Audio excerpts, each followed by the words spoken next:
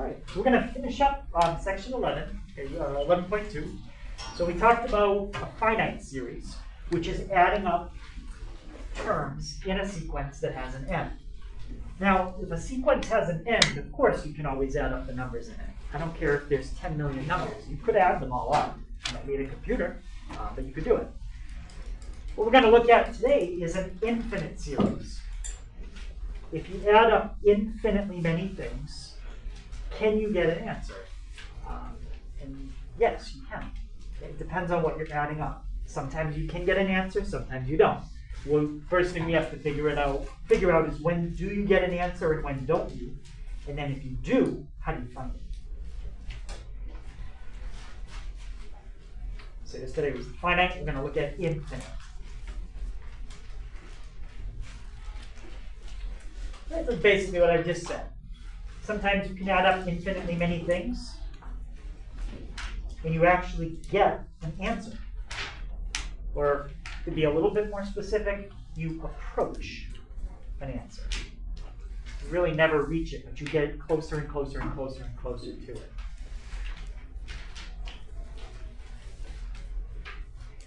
Now, the only way you can add up infinitely many things and have it approach an answer is as you're adding the things up, you have to be adding something smaller and smaller and smaller every time. So like if you took an arithmetic sequence where you add 2 each time, and I said to you, if you went to infinity and kept adding those numbers up, would you ever approach a value? The answer is no, because the terms are just getting bigger and bigger and bigger and bigger, so you're just going to keep adding bigger and bigger and bigger numbers. It's just going to grow. But if you take a sequence like this, 16, 8, 4, 2, 1, you're multiplying by a half each time. And I said to you, continue this sequence forever and add everything up. Would you approach a value? The answer is yes. Because eventually what you're adding is getting smaller and smaller and smaller, and eventually it becomes so small that it basically doesn't make a difference anymore. Right? So the key to adding up infinitely many numbers and having it actually approach a value is that the numbers have to be getting very, very, very small as you head to infinity.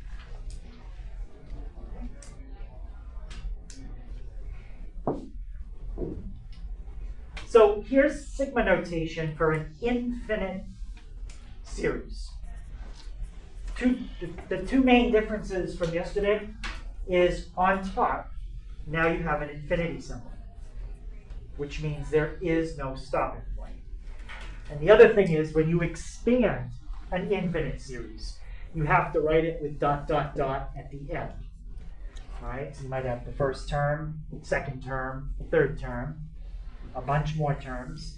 You'll get to the nth term, but then you're going to keep going even beyond that. Okay, you just keep going forever.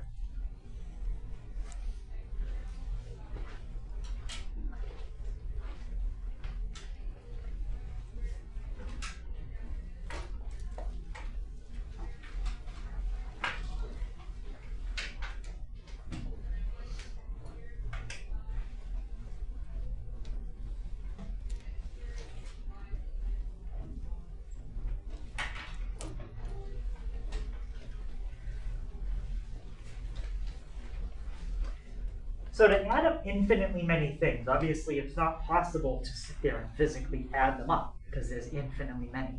Right? You could never finish. So we need to think of another way of adding up infinitely many things.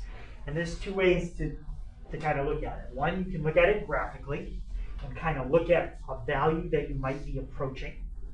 Or we can look at it with a formula. We'll try both.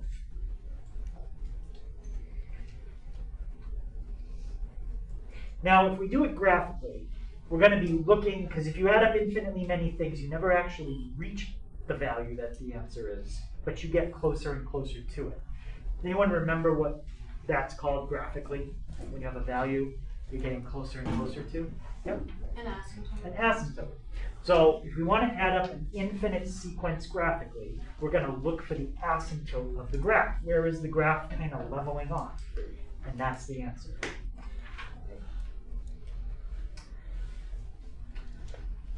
And that's what this is basically saying. So let's say that you have a number that your infinite sequence adds up to, or you think it adds up to. Let's say you think it adds up to 5. Well, if you have an infinite sequence that you think adds up to the number 5 or 6, or pick whatever number you want, then that means there's an asymptote at that number in the formula that represents the sum of the series. And we have a formula from yesterday with the geometric. That was the a sub 1 times 1 minus r to the n over 1 minus r. What we're going to do is we're going to graph that formula. And then we don't have to plug in numbers one at a time to see what they're adding up to. We can use the table, and we can see it graphically, and we'll be looking for an asymptote. All right, so if you have a number that you think a sequence adds up to, then that means that number should be a horizontal asymptote for the sequence of partial sums. And when we have an infinite series that looks like it's getting closer and closer to a value that it's adding up to, we say that the sequence is converging to that value as you head to infinity. Meaning the more and more and more terms you add up, the closer and closer and closer you will get to the value that you think is the sum. If you just add up the first 2 terms, you're probably not going to be able to tell. The first maybe 6 or 7 terms, that's usually enough that you can tell what it's going to add up to, if it's going to approach a value.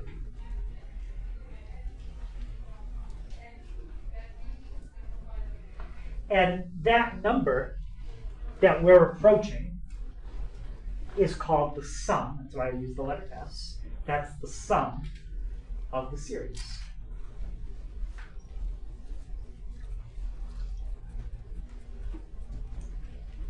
Okay, so essentially what we're going to do graphically is we're going to type in a formula, and we'll look at it. We'll say, okay, we'll use the table. What do the first 5 numbers add up to?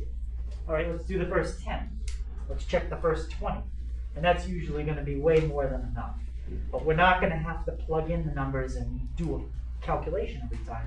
The calculator will do it for us, and then we can visualize it.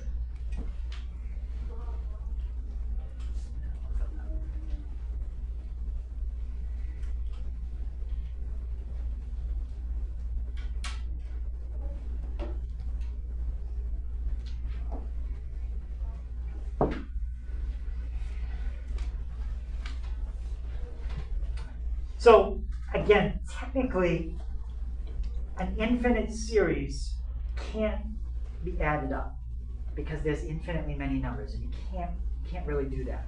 All you can really look at is a pattern of what you would approach if you tried to do it. That's what you do. Right. So we're just gonna look, kind of like this is our sequence. What the first 1 terms add up to. The first 2. First 3. First 4. Right? Then, maybe we'll look at like what the first 10 would add up to. Basically go as far down in this partial sequence as you need to, the sequence of partial sums, to see what it would look like if you went to infinity. But again, by the time you add up the first 7 or 8 terms, you can usually tell what it's going to approach. You add up 7 or 8 terms and you get like 2.99993. Well, I can tell you, what it's going to be approaching because it's getting very, very close to the number 3. 2.999 is almost 3.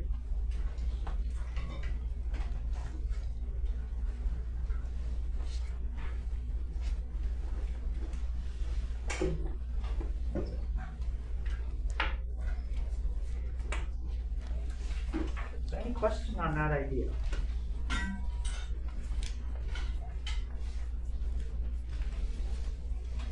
So let's try it. So we're going to try it with a geometric series because that's the only kind of series that this works for. I showed you earlier an arithmetic sequence.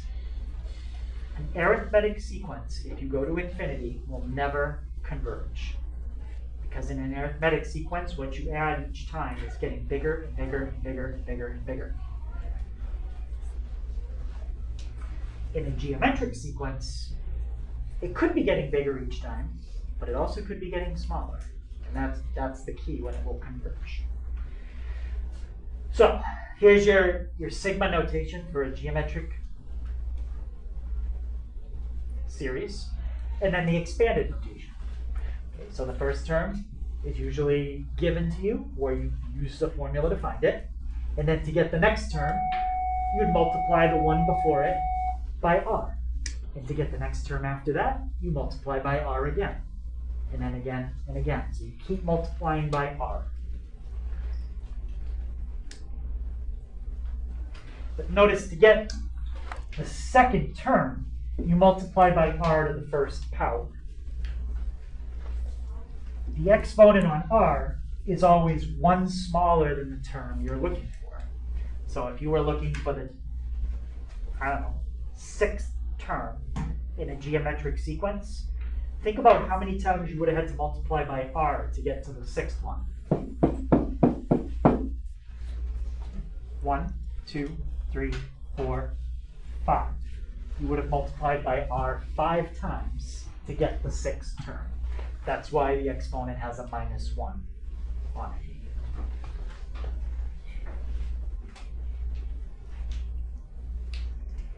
Okay.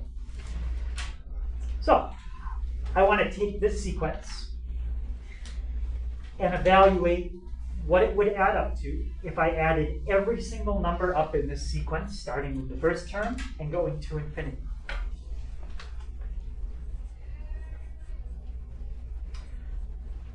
So what I've done is I've used the formula we learned yesterday, which is this.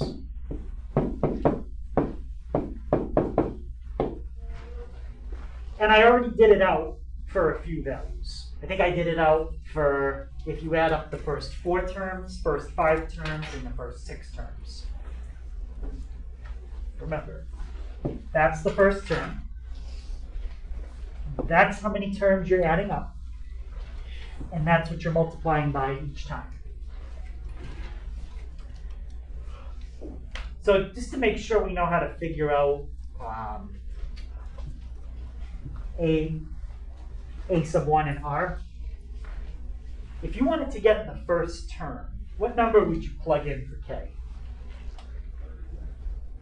Yeah. 1. And then you'd have 1 minus 1 is 0. 1/3 to the 0 power is 1. And 1 times 2 is 2. So the first term is 2. You just get that by plugging in 1 for k. And then what's r in this case? What essentially does the first term get multiplied by each time to go to the next term? Yep. 1/3. Some power of 1/3. If you want to get to the 5th term, you're going to multiply by 1/3 4 times.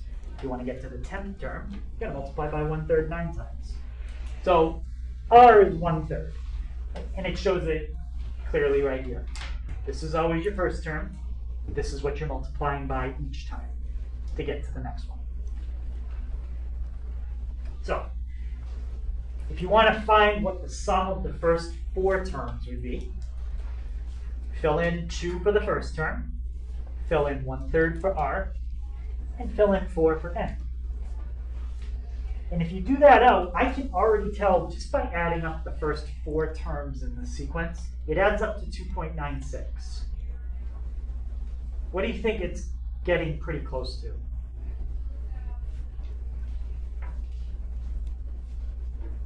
Yeah, it's getting pretty close to 3. And if you're not sure, like, well, what terms are we adding up? These are the terms we're adding up. 2 is the first term. The next term would be multiply that by 1/3. The next term is multiply that by 1/3. Multiply that by 1/3. Those are the first 4 terms in the sequence that we're adding up. If you add them up by hand, 2 plus 2/3 plus 2/9 plus 2/27. I get 2.96, and it keeps going. That's what this formula is giving me automatically without having to add all these up by hand. Now, if we extended it and added the 5th term in, the 5th term doesn't really add that much more to it because it's only 1/3 as big as the one before it, so it's getting even smaller. Every time it's getting smaller and smaller. Till eventually it's so small it really doesn't even matter that you keep adding. So if you add the first 5 terms, you get 2.9877. And then if you do the first 6, you get 2.9959.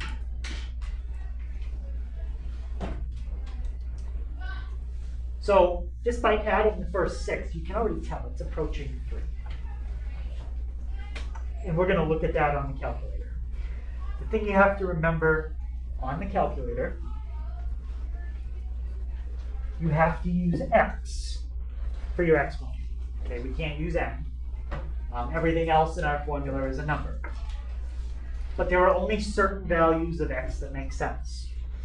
4, 5, 6, those are fine.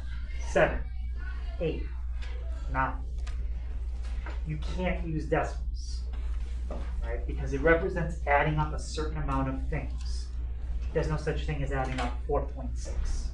You can't add 4.6 things together. So remember, the calculator is going to show you a graph that's connected, but you want to think of it as like dots, okay? A point at each integer. Okay? Don't think about connecting them because the connection doesn't make sense in terms of adding things up.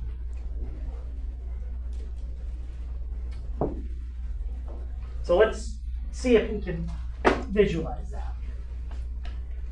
All right, so I'm going to type that in. Remember, leave this as your variable. That's the thing that can change depending on how many terms you want to add up. So I'm going to be a little careful putting this in. All right, so the numerator is 1 minus 1/3 to the x. Now, I'm going to put that whole thing in parentheses. I think I'm okay. And I'm going to divide that by the denominator. But just to simplify it, I'm going to do the denominator out. What's 1 minus 1/3? 2/3. And now, that entire thing that I just typed in needs to be doubled. So I'm going to put that all in parentheses and put a 2 in front. So when I have something that complicated to type in, that's how I do it. I start kind of in the middle and work my way out to figure out my parentheses. Okay. So now we already did some of these by hand, so let's check the table and make sure we get these numbers.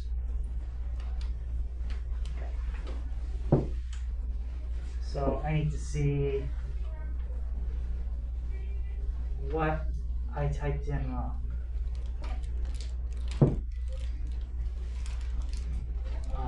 So syntax usually means I have an extra parenthesis, or did I forget a parenthesis?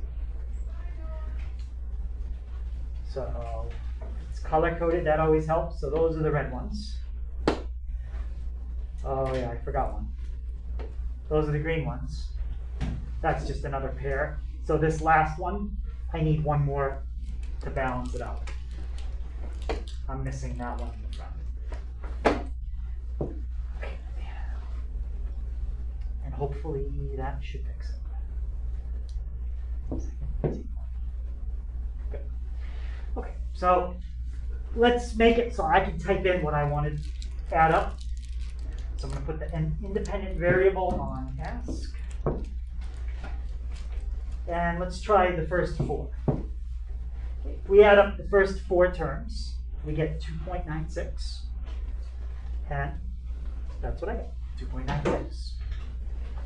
If we do the first 5, you get 2.98. And the first 6, 2.9959. Those values all match what we did, which tells me I typed it in the right way. So now, what I want to do is hit graph. Let's do zoom and set our window. What's the smallest amount of numbers that we could add up?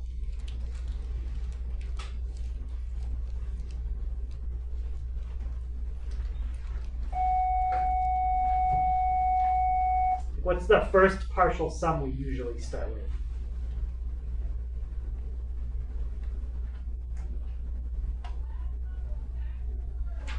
Yeah. 1. 1. So the smallest amount we can add up is 1. The largest amount, well, you can go as high as you want. You're going to infinity. And we already know what we think it adds up to. It adds up to 3. So let's set the y min at 0, and let's set the y max at 4. And hit graph.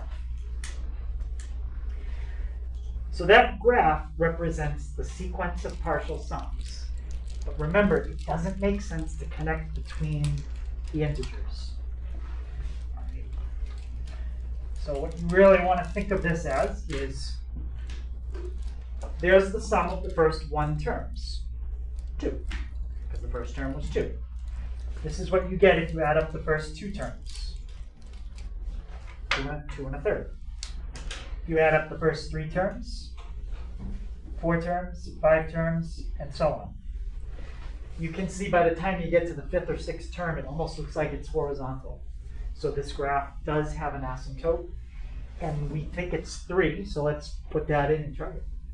So I'm going to put 3, and I'll make that a thinner dotted line. Hit graph. And it approaches it pretty quickly, but it never crosses it. So that means that this sum does add up to 3. And if you wanted to check further out, you don't need to keep doing the calculation, just use your table. If you added up the first 10 terms, it would be 2.99999. Okay. So that proves by looking at the table, it's getting closer and closer to 3. This proves it by looking at a graph. All right, so we already visualized that. So this is what I graphed. And remember, just focus on positive integer values for x. Mathematically, you can plug in other numbers for x, but they don't make sense. Because think about what you're doing. You're adding things together.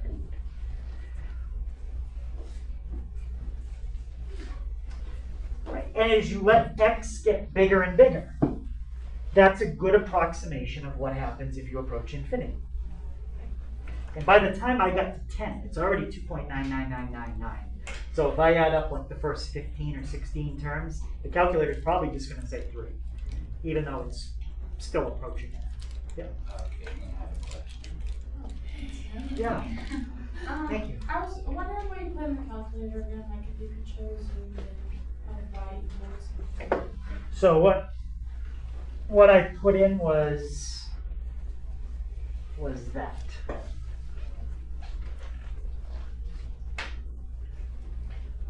And you just forgot the parentheses on that. Yeah, I forgot one parenthesis. That's why it gave me an error. Yep, like I said, if you color code it makes more sense. So there's a pair, there's a pair, there's a pair, and then you got the black ones on the ends. You're covering the 2 as well, because there's a 2 in the front. What's that? There's a 2 in front of Yeah, where'd the 2 go? You're cover. I think the cursor's. Oh, the cursor might be covering it. Oh, yeah, there was a 2 right here. I hate when that happens. Yeah. Okay. Okay, and just watch what happens as x gets bigger and bigger. Okay, focusing on positive integer values. It's easier when r isn't a fraction, then it doesn't look as messy here, and you can eliminate some of these sets of parentheses. But when r is a fraction, you pretty much have to do it like that.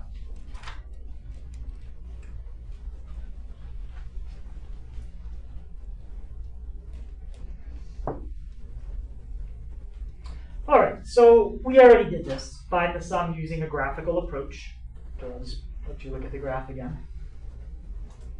Okay, there's the graph. You can see it's going up to a value and it's leveling off. That indicates that it is approaching or converging to a number. In this case, 3. All right, so we did that. Now, let's try this one. 4 times 3 to the k minus 1. Since I already have the formula typed in now with all the parentheses, all I have to do is go back over the numbers and edit them. So I don't have to worry about messing it up. What's a sub 1 in this case? Yep. Is it 4? Yep, a sub 1 is 4. Just like k equal 1, you could do it out and see. And what are we multiplying by each time to get to the next term?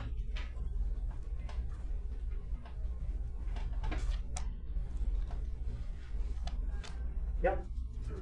3.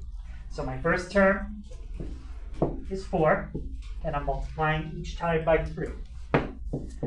So what's my next term after 4 going to be? Yep. 12. What's the next term I'm going to add to that?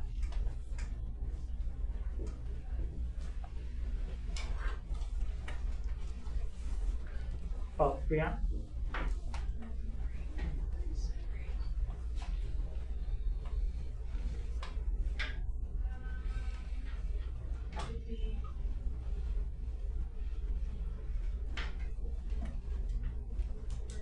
Yep, 36. And let's do one more. What would be the next term that we would add after 36?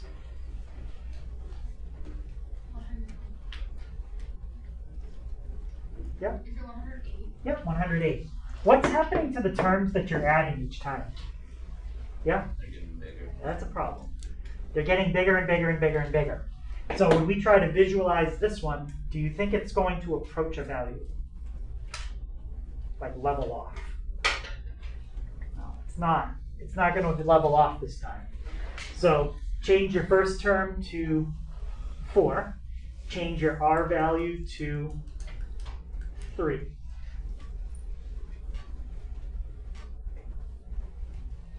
So if you wonder what's the formula I'm filling into, it's this. That's the formula I'm using. So the first value is 4 times 1 minus 3 to the n divided by 1 minus 3. That's negative 2. So the bottom becomes just a negative 2. Technically, I don't need parentheses around the negative 2 anymore because it's not a fraction. And I don't need parentheses around the 3. It's not going to hurt, but you don't need them anymore. I left them because I already have them. Okay, let's hit graph. Right, before we hit graph, let's go to the table. If you add up the first one term in this sequence, what do you get? 4. What if you add up the first 2? 16. And what if you add up the first 3?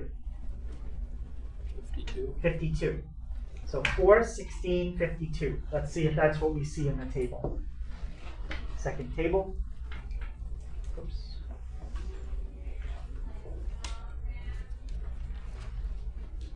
I might have hit graph. Just give it a second. Second table. Got it. The first term you get 4. First 2 you get 16. And the first 3 you get 52. Perfect.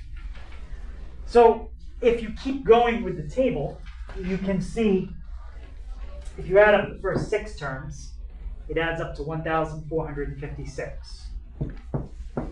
first 10 terms. Now I'm up to 118,000. This isn't leveling off. This value is just exploding. It's just getting huge. And that's because what I'm adding each time is triple what I added before. So this will never approach a value. And if you try to look at it on the graph, it's just going to spike upward very, very quickly. So we don't even need to visualize it. So to find the sum here, there is no sum.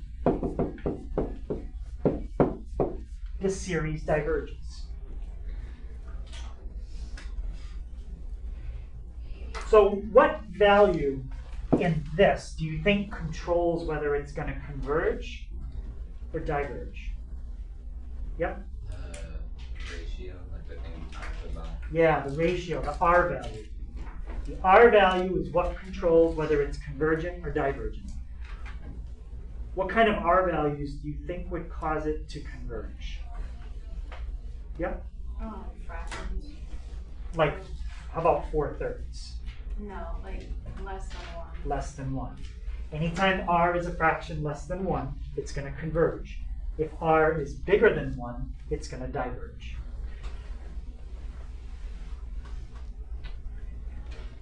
I'll write that down in 1 second. Okay, but this is what we just said. Because there is no horizontal asymptote, this graph is divergent, or it diverges. So first one we did converge, the second one we did diverge. So it can do either one. And we already kind of get into what causes that. It's the R value, not the starting value. Starting value doesn't matter. It's the R value.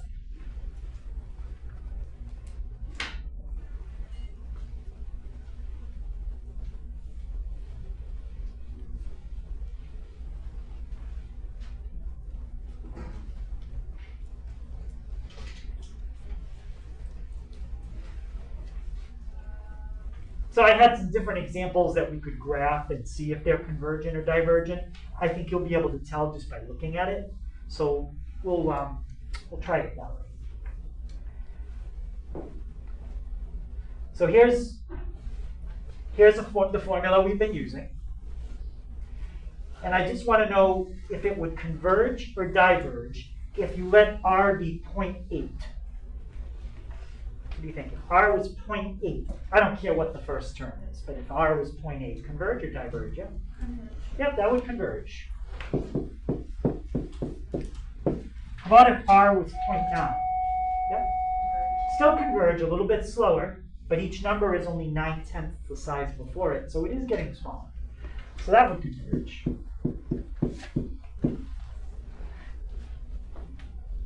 How about 1.1? Yep. Or would diverge. Yeah, that's going to diverge. It's going to diverge because now every number you're adding is multiplied by 1.1. So it's bigger than the one before it. So that would diverge. And so would 1.2. Then that would diverge. So the key is the R value either being less than 1 or greater than 1.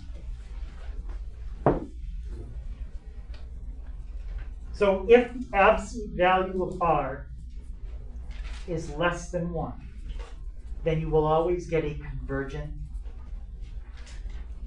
series.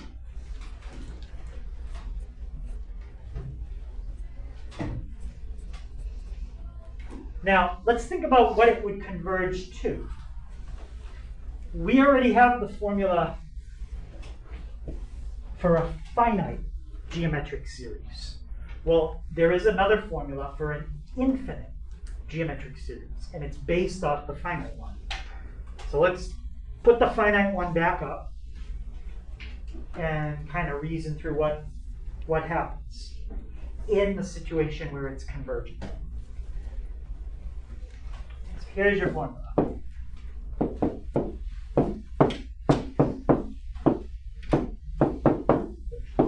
And again, this is for finite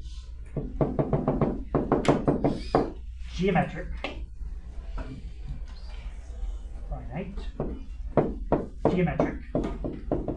series.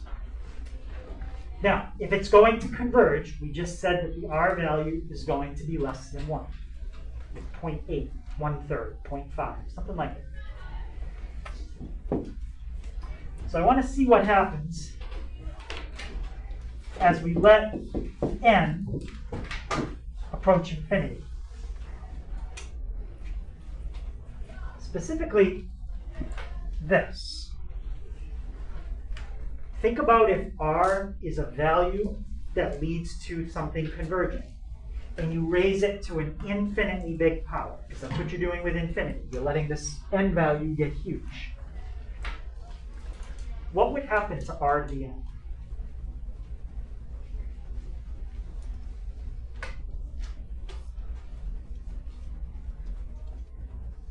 About what kind of number R would be if it's going to converge, and take that kind of number and raise it to a huge exponent.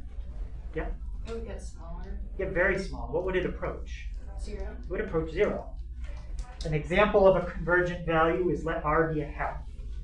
Well, if you take 1/2 and raise it to an extremely big power, like half times a half times a half times a half 1,000 times, it gets extremely small. And this part will approach 0. So in the case where this part approaches 0, this is what your formula turns into. You still have the first term, but the numerator is now 1 minus something extremely close to 0. How close to 0? As close as you want it to be. And the bottom is 1 minus R. We can simplify it by just multiplying that together and get this.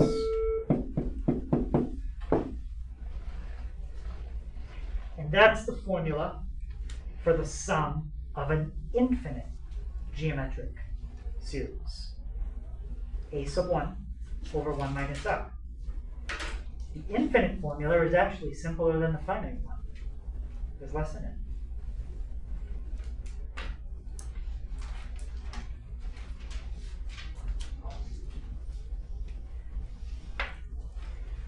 So that's what I could have put at the bottom of this page.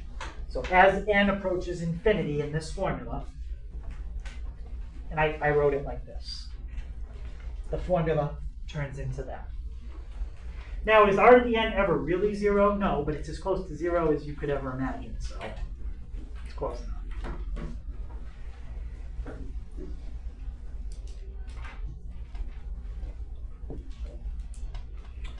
All right. Now, this formula only applies in the case when R is a value that leads to the series converging. Could you use it on a value that causes it to diverge? You could, but the answer you get is meaningless. It doesn't mean anything.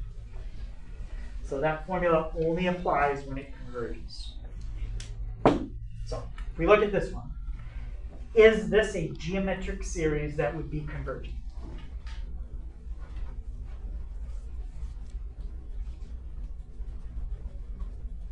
Really? I would think yes, because the R is less than 1. Yeah, because the absolute value of R is less than 1.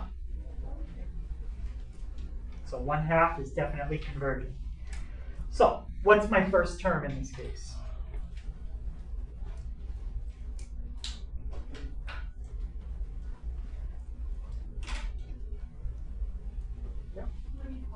Yeah, so there's your first term. We just said that's my R value. And Hannah, what's the formula that we use to find the sum of an infinite geometric series?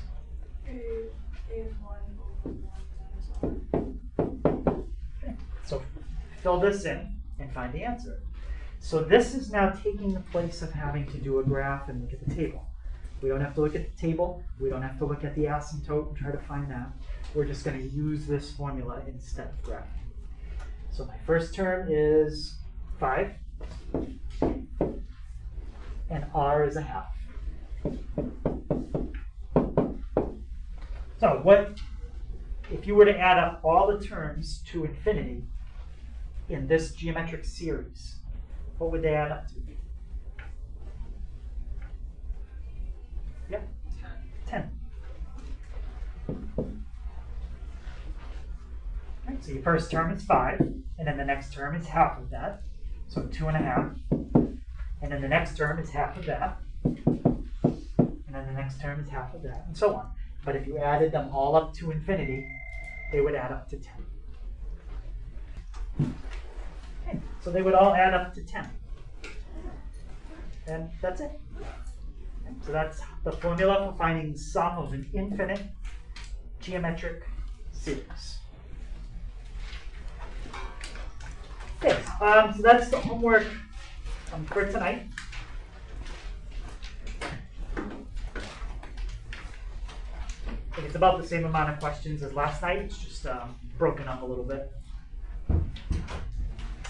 We'll look at that tomorrow, and then tomorrow will be our last lesson for this week and for the year.